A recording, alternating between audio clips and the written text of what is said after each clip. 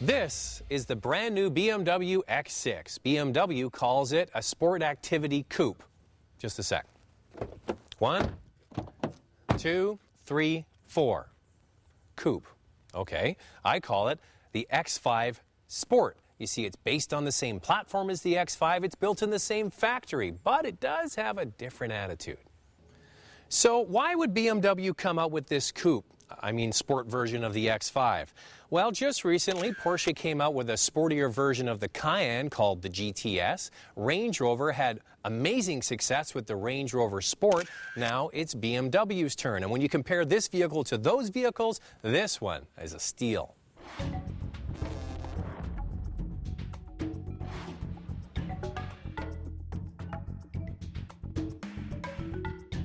Styling is either love it, hate it, or it might grow on me. I'm more on the it's growing on me phase.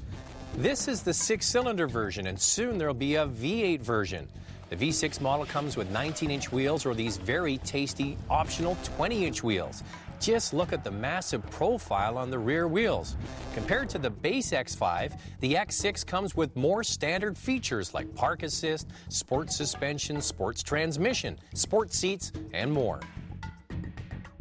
You know, this X6 is starting to grow on me, and here's why. It's only $2,000 more than the base X5, and all that sports stuff we mentioned is thrown in as standard equipment. So it's starting to look a little bit better. Look how high the back is here, and look how shallow the rear window between the top of the seats and the top of the window is only like that. So looking out the back when you're driving is absolutely horrendous. When you open up the back, because of the slope of the roof of this coupe, Sport X5, and the height of the floor, there isn't a lot of space this way, but the cargo depth is really quite good. The back seats fold down, there's a ski pass through, all the standard stuff. You lift up the bottom, there's no spare tire. These are run flats, so there's lots of extra storage space under there. Now, speaking of those run flats, they're massive. Imagine if one went flat on you and you had to replace it. Call your banker. Up front, it's typical BMW with lots of high-quality materials, leather-bolstered seats, chunky steering wheel, and the darn iDrive system. Don't get me started on that. There is plenty of room up front. The width of the X6 makes the cabin feel open. The back seat is a different story. It's a bit of bend and fold, and then expand again once you get on the inside. Now, the thing that's funny about this vehicle, from the outside you think back seat's going to be small, but it isn't really. The legroom is ample. There's lots of legroom. The headroom isn't bad until you put your head back and you hit the headliner a bit.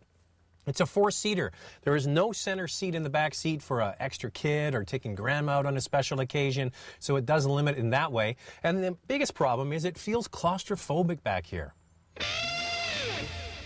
Okay, I'm back up front in the front seat where I belong. Now, the big difference between the X6 and the X5 is that the X6 has the same inline turbo 3-liter 6-cylinder engine that's found in the 1 Series, the 3 Series, and the 5 Series.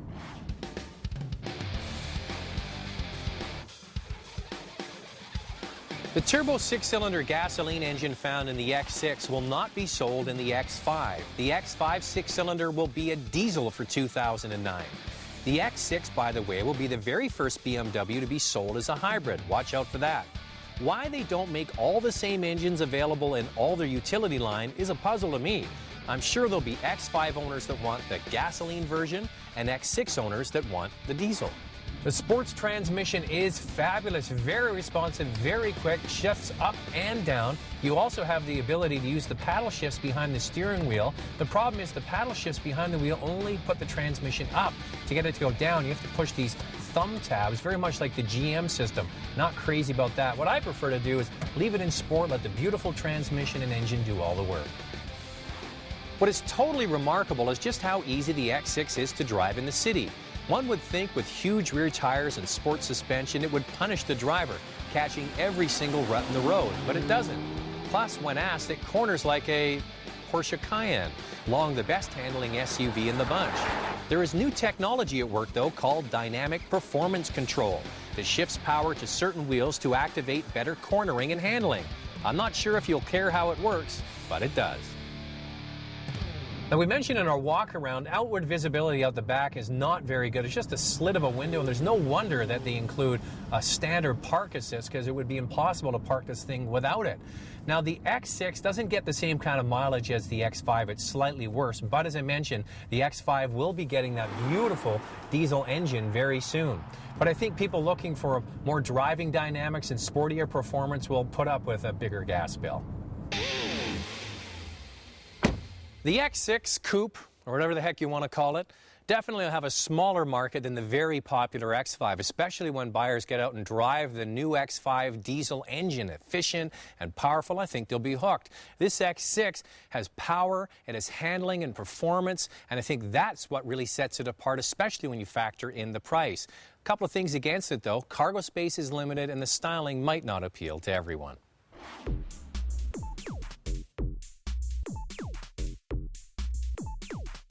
For complete specs, go to our website at drivingtelevision.com.